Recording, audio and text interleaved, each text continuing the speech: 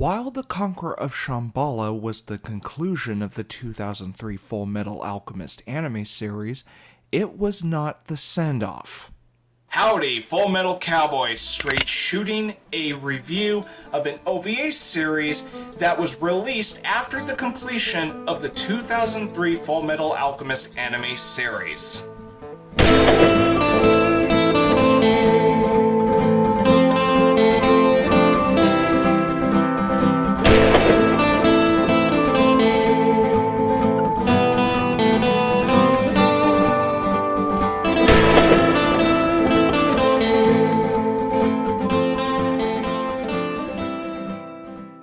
The premium OVA collection of Fullmetal Alchemist was released straight to home video in Japan back in 2006. Contained in this collection are 4 short presentations. It should go without saying that this review is going to be another short one. Can you blame me? Normally, I would go with the review structure that I usually go with, which is talking about animation first, then sound, characters, and story. However, the premium OVA collection of Fullmetal Alchemist leaves me talking about this production with a different structure. It should be noted that this OVA collection is not intended to be viewed as canonical with the 2003 Fullmetal Alchemist anime series, although I would argue one of the OVAs does feel canonical compared to the rest. I will start with the Chibi Party Ova. This is an animated wrap-up party where we see beloved characters celebrating the completion of filming Fullmetal Alchemist: The Conqueror of Shambhala. While an obviously non-canon piece of Fullmetal Alchemist, I enjoyed this OVA the most. It was the funniest one, and it was fun to see these characters celebrate in their own way in this wrap-up party. In the English dub, there is a joke that is a little reflective behind the scenes throughout the English dub process, with Edward's surprise to Alphonse's changed voice after the Conqueror of Shambhala. Kind of an odd reaction from Edward considering that he is the older brother of the two. Although it is nice that the dub reflects on Aaron Dismuke hitting puberty between the Conqueror of Shambhala and the premium OVA collection. Next up is the OVA Kids. This is the one I can see having some canonical connection to the 2003 Fullmetal Alchemist anime series. This OVA shows 3 children looking very much like Ed and Al, as well as Winry. We even get to see some children who look like some dogs of the military, such as Mustang. We even see a police officer looking very much like Hughes. The OVA ends with a 100-year-old Edward Elric in his apartment with text saying, "In the year 2005, Edward Elric will be 100, in this world, somewhere." Of all the OVAs in this collection, this one feels like an epilogue of some sort.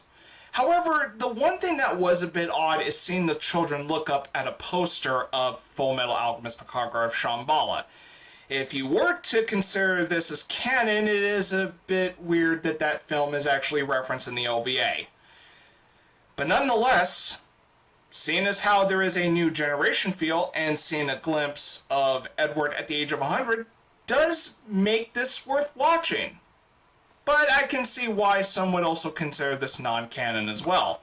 It's really short, and I actually think there could have been more things fleshed out for this OVA to give it a proper send-off. Again, if anyone was to see this OVA as canon with the 2003 Fullmetal Alchemist anime series. Next, there is live action. In this OVA, Alphonse is in real-world Japan as he searches for his brother. He finds Studio Bones, where the 2003 Fullmetal Alchemist anime series was produced? Yeah, live action is pretty weird. The last OVA I will talk about is State Alchemists vs. Seven Homunculi. This is an interactive production that was made for Universal Studios Japan for a Fullmetal Alchemist attraction that has since closed. This interactive short managed to get dubbed, which I think is a bit odd seeing as this was meant for a theme park in Japan, but I suppose it was added to be a part of Fullmetal Alchemist's anime history. This was my least favorite piece of the premium OVA collection of Fullmetal Alchemist. I just don't see putting myself through a point of view character to blend in with the interactive short.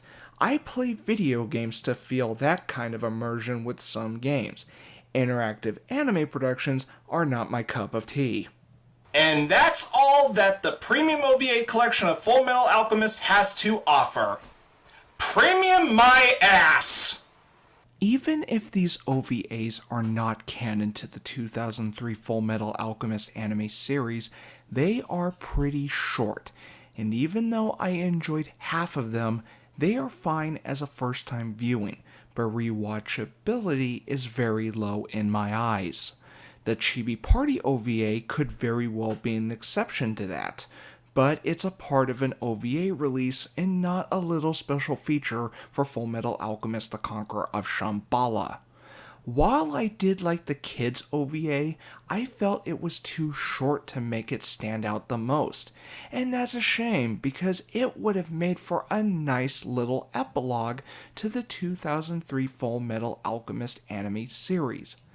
I already addressed the ones I did not like, and I don't want to repeat myself at this point. There's also the runtime with this collection of OVAs that total up to around 30 to 35 minutes. Even if this OVA collection was very affordable at around $14, if I recall correctly at the time of its release, I still would not find it worth the purchase. Only diehard fans of Fullmetal Alchemist would go out of their way to own all things Fullmetal Alchemist that is available.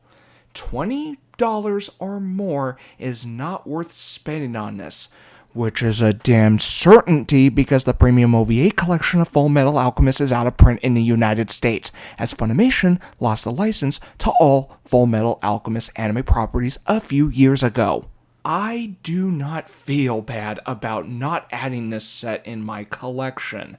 I do own the Brotherhood OVAs, which I will delve into for a future review. I can be pretty picky when it comes to owning copies of titles that can be seen as supplemental material to the main core. For example, I own The Vision of Escaflowne, the complete series on Blu-ray, but I don't own Escaflowne the movie. That is because I didn't think highly of the Escaflowne film after seeing it, even though its animation looked damn good. I am glad I rented the premium OVA collection of Fullmetal Alchemist years ago because this is a part of Fullmetal Alchemist that is absolutely worth renting. Whether you want to get yourself a copy is up to you. You already know that I can do without it. By the way, a Blu-ray release of the premium OVA collection is very doubtful. I am shooting a 3 out of 10 for Fullmetal Alchemist Premium OVA Collection. And now my review of Fullmetal Alchemist Premium OVA Collection can now drift off into the sunset. Next time I talk about Fullmetal Alchemist, it's gonna be through Fullmetal Alchemist Brotherhood. I can't wait to talk about that soon, but I want to reserve that for a specific milestone that I really want to get around to soon this year. Hopefully. But until then, I'll be reloading for my next review, so until then, I'll see you later. That's what I should have done in the first place.